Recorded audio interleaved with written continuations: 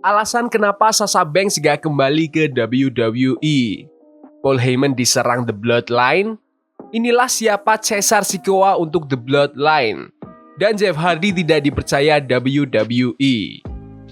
Selamat datang di Extra News, di mana kita akan bahas berita-berita terkini tentang WWE.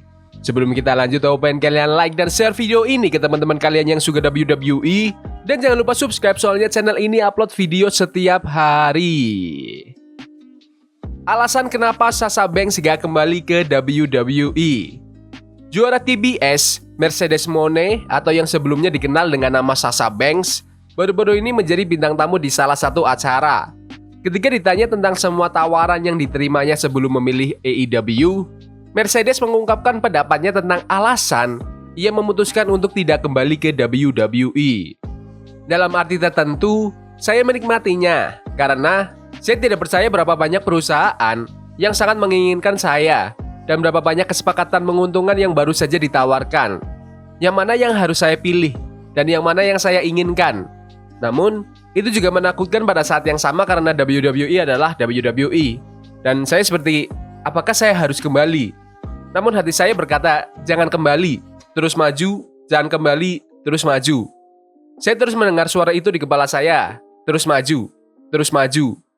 Tetapi mereka terus menawarkan saya berbagai hal dan mereka terus meminta saya untuk kembali.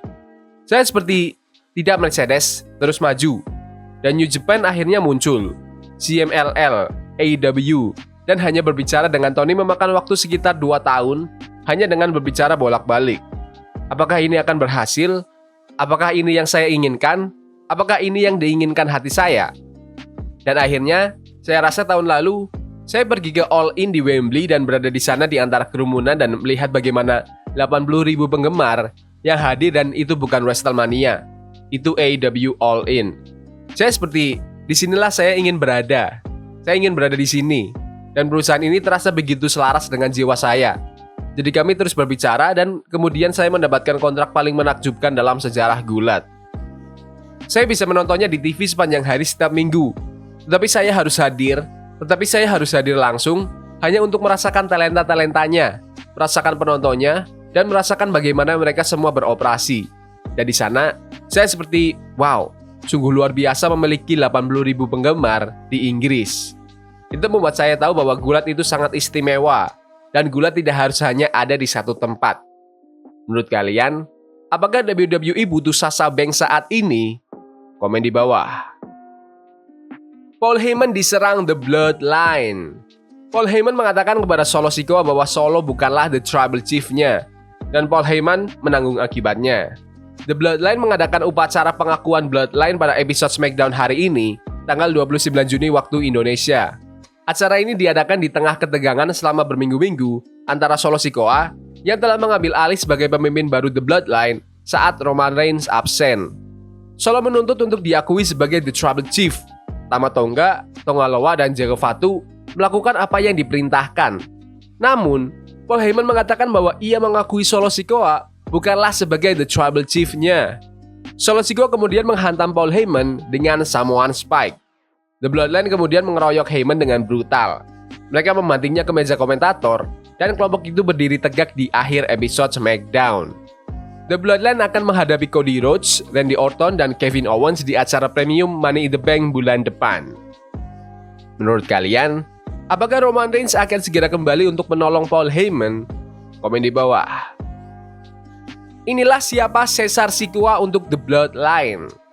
Anggota Bloodline yang baru dilantik, Jacob Fatu, hampir memulai debutnya dengan nama yang berbeda di WWE. Fatu melakukan debutnya di WWE yang sangat ditunggu-tunggu selama episode SmackDown minggu kemarin pada tanggal 21 Juni untuk mengalahkan Randy Orton, Kevin Owens, dan Cody Rhodes. Dia bergabung dengan Bloodline setelah sebelumnya membocorkan bahwa ia telah menandatangani kontrak pada bulan April. Pada tanggal 21 Juni, WWE mengajukan hak merek dagang atas nama Cesar Sikoa yang menurut laporan di minggu ini itu awalnya direncanakan untuk Jacob Fatu. Namun, keputusan akhirnya dibuat untuk tetap menggunakan nama aslinya yang telah ia gunakan sejak debutnya tahun 2012. WWE mengajukan hak merek dagang atas nama asli Jacob Fatu dan nama panggilannya The Samoan Werewolf, seperti yang disebut oleh komentator. WWE secara historis telah menetapkan nama baru yang sepenuhnya dimiliki oleh mereka untuk para pegulat, dengan pengecualian sesekali. Namun, keputusan itu tampaknya telah dilonggarkan dalam pergantian bos dari Vince McMahon ke Triple H di bawah TKO. Orang-orang seperti Jade Cargill, Ethan Page, dan Shawn Spears sejak itu telah memasuki dunia gulat dengan nama yang telah mereka gunakan sebelumnya, khususnya di AEW. Dan khususnya penting dalam kasus Spears, mengingat ia sebelumnya bernama Tye Dillinger dalam karir pertamanya di WWE. Laporan itu mencatat bahwa rezim saat ini lebih fokus pada pemberian nama panggung bagi mereka yang baru mengenal industri ini. Tetapi mereka yang telah membuat nama untuk diri mereka sendiri di tempat lain akan terus gunakan nama mereka seperti biasa. Dan mungkin saja nama Cesar Sikoa masih dapat diterapkan pada orang lain atau anggota Bloodline selanjutnya selain Jacob Fatu. Menurut kalian, apakah Cesar Sikoa akan diterapkan untuk Sila Fatu? Komen di bawah. Jeff Hardy tidak dipercaya WWE. Setelah naik turun di AEW, Matt dan Jeff Hardy kembali bersama di TNA dengan visi kembalinya mereka ke WWE di masa depan.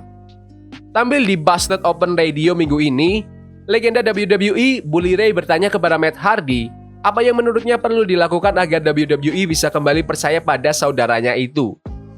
Saya pikir Jeff benar-benar ingin kembali ke TNA untuk terus membangun ekuitas. Ia tahu bahwa TNA dan WWE bekerja sama.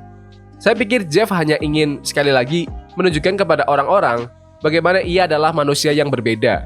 Dan cara untuk menanamkan ekuitas ke dalamnya adalah dengan pergi ke TNA, tampil luar biasa, dan menunjukkan kepada orang-orang bahwa ia berperilaku yang terbaik. Penampilan terakhir Jeff di WWE berakhir ketika perusahaan tersebut melepaskan Jeff setelah ia meninggalkan area ring selama pertandingan berlangsung. Insiden itu terjadi hanya beberapa tahun setelah Jeff Hardy, yang memiliki riwayat penyalahgunaan obat terlarang, ditangkap karena mengemudi dalam keadaan mabuk. Saat itu, kedua saudara Hardy membantah bahwa Jeff berada di bawah pengaruh obat terlarang apapun di acara langsung WWE. Dan beberapa bulan kemudian, Jeff bergabung dengan saudaranya di AEW. Pada bulan Juni 2022, hanya beberapa bulan setelah menandatangani kontrak dengan promotor tersebut, Jeff ditangkap karena mengemudi dalam keadaan mabuk sekali lagi. Insiden tersebut menggagalkan rencana Matt dan Jeff untuk sukses dengan AEW, dan mereka tidak pernah benar-benar kembali ke jalur yang benar. Sejak saat itu, Matt secara terbuka mendukung saudaranya dengan menyatakan pada bulan April bahwa Jeff berada dalam kondisi terbaik dalam karirnya. Kedua bersaudara itu bersatu kembali di layar kaca awal bulan ini ketika Jeff kembali di TNA Against All Odds, membantu Matt, Nick Nemeth, Ryan Nemeth, dan Joe Hendry melawan The System. Menurut kalian, apakah WWE perlu kontrak Jeff Hardy untuk yang terakhir kalinya? Komen di bawah. Ya udah gitu aja video berita hari ini. Jangan lupa like dan subscribe ke channel ini karena aku pengen 3.000 subscriber di bulan ini. Tolong bantu. Yes boy, see you.